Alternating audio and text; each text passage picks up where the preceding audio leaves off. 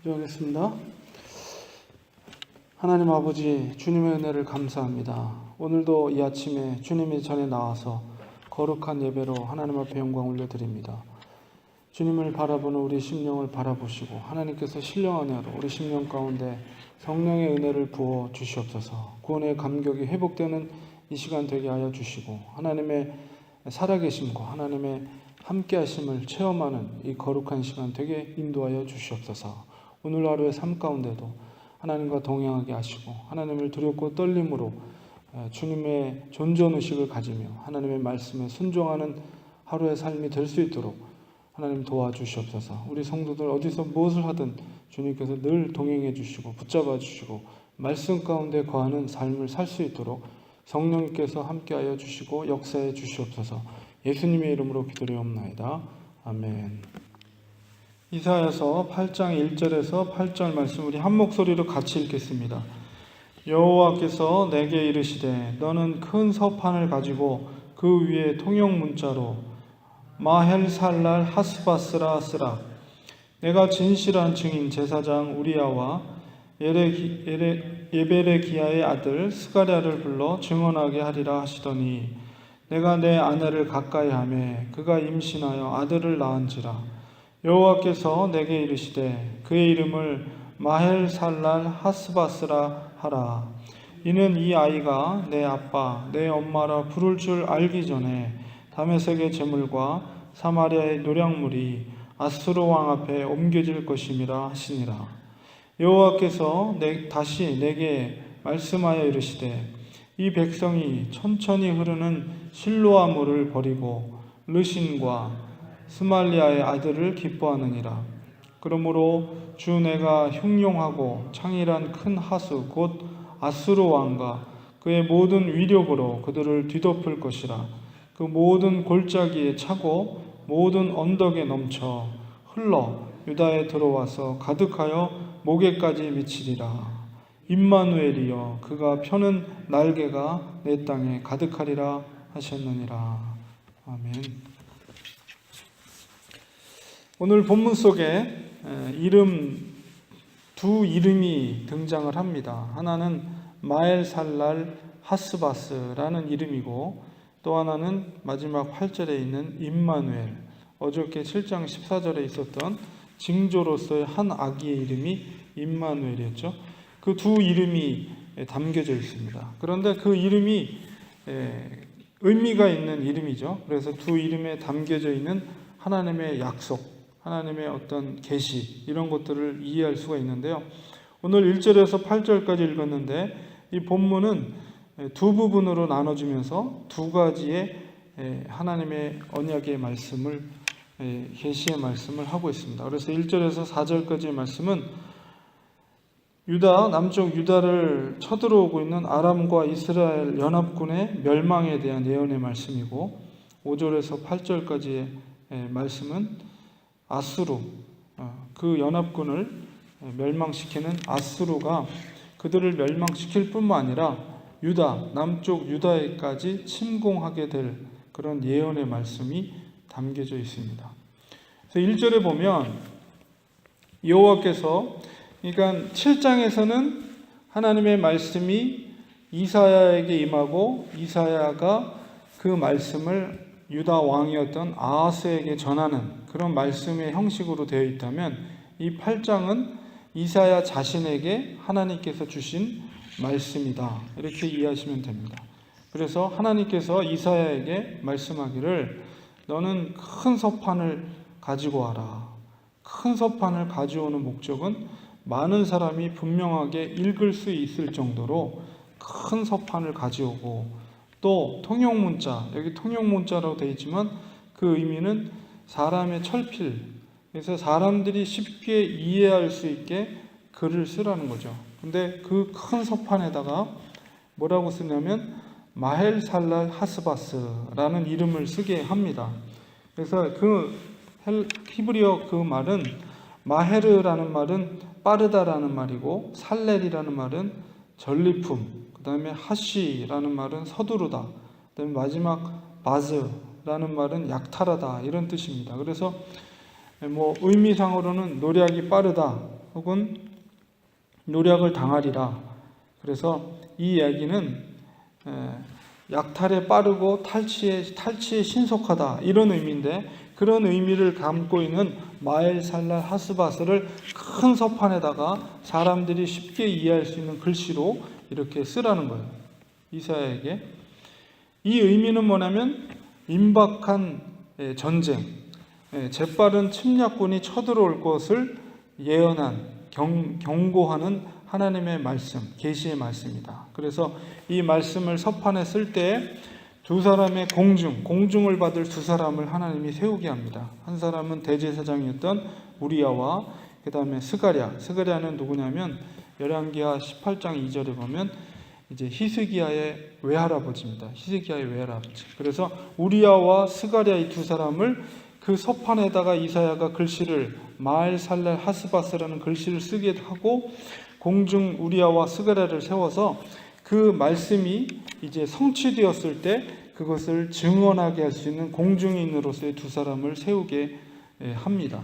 그리고 나서 3절 4절에는 이제 이사야가 아내와 함께 동침을 하고 아들을 낳게 되는데, 아예 이사야가 아들의 이름을 마엘살렐 하스바스라 이렇게 이름을 짓게 합니다.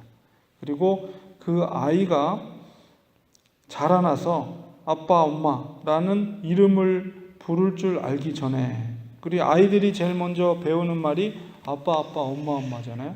그 말을 부르기 전에, 말문이 트일 정도로 자라기 전에 바로 다메섹의 제물, 다메섹은 아람을 말하고 사마리아의 노략물이라는 것은 이스라엘을 말합니다. 그래서 아람과 이스라엘이 그 북방 세력이었던 아수르, 중앙아시아에 있었던 아수르 왕 앞에 옮겨질 것이다. 이것은 뭐냐면 그 이사야의 아들 마엘살랄 하스바스라고 이름 붙여진 아이가 엄마 아빠라고 말하기 전에, 그만큼 자랐을 때, 그러니까 금박이죠. 아이가 엄마 아빠라는 말을 제일 먼저 배우기 때문에 그 시간이라는 것은 결코 긴 시간이 아니에요. 그 짧은 시간 안에 바로 아람과 이스라엘이 멸망될 것이다. 아수르에 의해서. 결국 그렇게 예언대로 이제 멸망을 당하게 되죠. 아람이 먼저 멸망을 당합니다. 아람이 이스라엘을 침공하고 3년 있다가 아수르에서 먼저 멸망이 되죠. 그리고 한 13년 정도 있다가 이스라엘이 멸망이 됩니다. 어쨌든 그렇게 예언의 말씀 1절에서 4절까지는 이 아이의 이름대로 그 말씀이 예언의 성취가 이루어지게 되고, 근데 5절과 8절에서는 그 아수르의 제국이 북쪽 이스라엘을 멸망시킬 뿐만 아니라 유다에까지 침공할 것을 예언하고 있는 말씀이에요. 그래서 5절에 보면 여호와의 말씀이 이르시되 이 백성이라는 것은 남쪽 유다 백성이에요. 남쪽 유다 백성이 천천히 흐르는 실로아물은 예루살렘에 그들을 먹여 살리는 수원지가 기온샘이라는 곳이 있습니다. 예루살렘 성 바로 옆에. 근데 이제 예루살렘 성은 이제 산성이기 때문에 물을 끌어다 쓰지 않으면 거기서 먹고 살 수가 없어요. 그래서 그 기온샘, 옆에 있던 기온샘으로부터 수로를 연결해서 예루살렘 안으로 들어오게 했는데 그것이 이제 실로암 물입니다. 그래서 거기서, 근데 이제 그 바깥에서 외부에서 수로를 연결했기 때문에 그 물의 그 완만도가 되게 완만해요. 그래서 물이 천천히 흐를 수밖에 없어요. 그러나 그것이 생명수이다. 근데 여기서 표현되는 실로암 물의 상징적인 표현은 바로 그들과 함께하는 하나님을 상징하는 거예요. 근데 하나님을 버리고 실로암 물을 버렸다. 이 백성이, 유다 백성이 실로암 물을 버렸다는 것은 하나님을 버렸다는 거예요. 그리고 대신 르신은 아람 왕입니다. 아람 왕 르신. 그리고 르말리아의 아들은 이스라엘의 왕이었던 르말리아의 아들 베가 왕을 말합니다.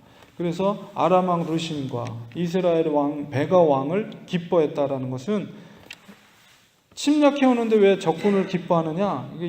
요거 해석하기가 좀 어렵지만은 우리가 이해할 수 있는 것은 그 맨 처음에 이 아람과 이스라엘 연합군이 이 유다에게 제안했던 건 뭐냐면 우리랑 동맹을 해서 세 나라가 동맹을 해서 그 중앙아시아에서 쳐들어오는 아수르와 대적해서 같이 싸우자 이렇게 제안을 했는데 남쪽 유다는 정치적으로 그들을 제안을 거부하고 오히려 아수르 쪽에 정치적인 도움을 요청하는 그런 분위기였어요. 그러나 여전히 남쪽 유다에는 그 아수르에 대한 것을 반아수르 동맹을 가담하기를 원했던 사람들이 있었다는 거죠. 그렇기 때문에 그 사람들의 입장에서는 이 아람과 이스라엘의 침공을 오히려 기뻐하는 세력이 있을 수 있다는 거죠. 그래서 이 백성이 하나님을 배신하고 오히려 그들을 침공하는 아람과 이스라엘을 기뻐했다. 이렇게 해석할 수가 있는 것입니다.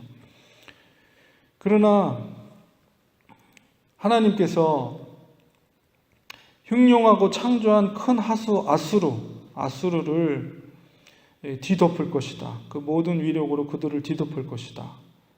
그래서 그 아수르의 큰 하수의 세력이 골짜기에 차고 모든 언덕에 넘쳐. 이것은 이스라엘과 아람을 다 파괴하고 그들을 이제 패망케 할 세력으로서의 아수르를 설명하고 상징하는 것이죠. 근데 그것이 이스라엘에서 끝나는 것이 아니라 흘러서 8절에 보니까 유다에까지 들어온다는 것은 유다까지도 오히려 침공하게 될 것이다. 아하스 왕이 오히려 아수르의 보물을 자기 성전에 있던 보물을 다 갖다 주면서 이렇게 같이 연합할 것을 했거든요. 근데 아수르가 그 약속을 파기하고 유다까지 침공을 해 들어와요. 그때가 BC 734년입니다. 그래서 예루살렘을 공격해 나중에 들어오게 되거든요. 어쨌든 유다에 침공할 것에 대한 예언의 말씀이 바로 설명하고 있는 거죠. 그래서 목에까지 미치리라. 목에까지. 거의 목을 넘어가면 사실 생명이 이제 끝나는 거죠. 그러나 하나님께서 목에까지 미친다고 했을 때는 생명은 걷어가지 않는다. 그러니까 아수르를 통해서 남쪽 유다가 멸망당하진 않을 것을 예언하고 있어요. 결국 거기서 등장하는 이름이 뭐냐? 바로 임마누엘이라는 이름이 다시 등장합니다. 그래서 임마누엘이여 그가 펴는 날개가 내 땅에 가득하리라. 하나님께서 소망의 메시지를 주죠. 유다의 마지막 소망이 뭐냐? 그것이 바로 임마누엘입니다. 그래서 사람들은 보이는 힘의 두려움을 느끼고 굴복을 하죠. 북쪽 이스라엘뿐만 아니라 남쪽 유다 왕도 보이는 그 아수르의 강력한 힘의 두려움을 느끼고 그것에 굴복했지만 그러나 진정한 믿음은 보이지 않는 하나님을 보는 것이 진정한 믿음이라는 겁니다. 그래서 하나님을 바라봐야죠. 하나님을. 그렇기 때문에 우리를 구원해 주실 분은 하나님을 믿고 우리의 만족과 기쁨은 오직 하나님께 있음을 믿는 거예요. 하나님, 이스라엘 임마누엘이라는 이름의 뜻이 하나님이 우리와 함께 하신다는 거죠. 이것을 듣고 이 징조로서 하나님께서 증조로서 주셨던 임마누엘이라는 아이의 이름, 그것을 통해서 하나님이 이스라엘 유다 백성에게, 유다의 왕에게 계시하고 있는 것은 하나님이 함께 하신다. 하나님이 내가 너희와 함께 할 거다. 그럼 뭐예요? 하나님은 전능하신 하나님, 창조주 하나님, 절대적인 올마이티 가드란 말이에요. 그 하나님께서 함께 한다는 것은 어떤 강력한 세력이 도전을 해도 공격해도 내가 너를 지켜줄 것이라는 그런 징조의 말씀이 7장 14절에 있는 바로 보라 처녀가 잉타하여 아들을 낳으리니 임마누엘 하리라. 하나님의 약속의 말씀. 결국 유다의 마지막 소망은 임마누엘밖에 없는 거예요. 하나님께서 함께 하심으로 그를 지켜주시겠다는. 그렇기 때문에 우리는 겸손히 세상적인 눈에 보이는 어떤 힘, 정치적인 힘, 군사적인 힘을 두려워하는 것이 아니라 바로 전능하신 하나님을 두려워하고 겸손히 그분을 의지하고 그분을 붙들 때 진정한 승리가 보장이 되어 있는 것입니다. 하나님께서 이렇게 심판의 경고를 하고 있는 것은 너희들의 자신의 죄를 자복하고 통회할 때 그 속에 회복의 희망이 있다는 것을 메시지를 이사를 통해서 예언하고 있는 것이죠. 그들을 멸망시키기 위한 하나님의 목적이 아니라 그들이 자신의 이 경고 앞에, 준엄한 경고와 심판 앞에, 심판의 경고 앞에 자신의 죄를 자복하고 통회하고 주님께로 다시 돌아와서 임마누엘의 하나님께 나와서 그분을 붙잡을 때 그 속에서 소망이 있다는 거예요. 임마누엘, 그가 펴는 날개가 내 땅에 가득하리라. 최종적인 임마누엘의 성취는, 궁극적인 성취는 바로 예수 그리스도를 통해서 이루어지게 되는 것이죠. 그러니까 우리의 왕이신 예수 그리스도를 의지하는 것, 우리와 함께 하시는 임마누엘의 예수 그리스도를 의지하는 것이 눈에 보이는 세상의 어떤 권력과 세상의 어떤 정치적인 힘과 세상의 어떤 군사적인 힘이 아무리 강력하더라도 전능하신 하나님 예수 그리스도를 우리의 왕으로 모시고 그분 앞에 부복하며 그 뜻대로 살 때 그 속에 소망이 있는 것이죠. 그 속에 승리가 보장이 되어 있는 것입니다. 그러므로 이 말씀 속에서 하나님께서 이 구약의 이사야를 통해서 하시는 말씀이 바로 우리를 향한, 이 시대를 살고 있는 우리를 향한 하나님의 간절한 마음이며 간절한 경고의 말씀이다 라는 사실을 우리가 마음판에 새기면서 구원도 심판도 하나님 손에 달려 있다는 것입니다. 그러므로 우리의 주 되시는 예수 그리스도, 임마누엘의 주 되시는 예수 그리스도를 의지하시고 그분을 섬기고 그분 앞에 겸손히 무릎 꿇고 그분께 나아갈 때 그분이 함께 하심을 기뻐하며 찬송하며 경배하며 그분 앞에 참된 만족을 고백할 때 그 속에 진정한 승리가 보장되어 있는 것을 믿고 우리가 항상 주님만을 바라보며 살아가는, 십자가만을 바라보고 예수 그리스도를 바라보고 아무리 어떤 상황 가운데 있을지라도 오직 예수 그리스도, 그분만이 우리의 소망 되심을 믿고 나아가는 우리 성도님들 되시기를 간절히 축원드립니다. 기도하겠습니다.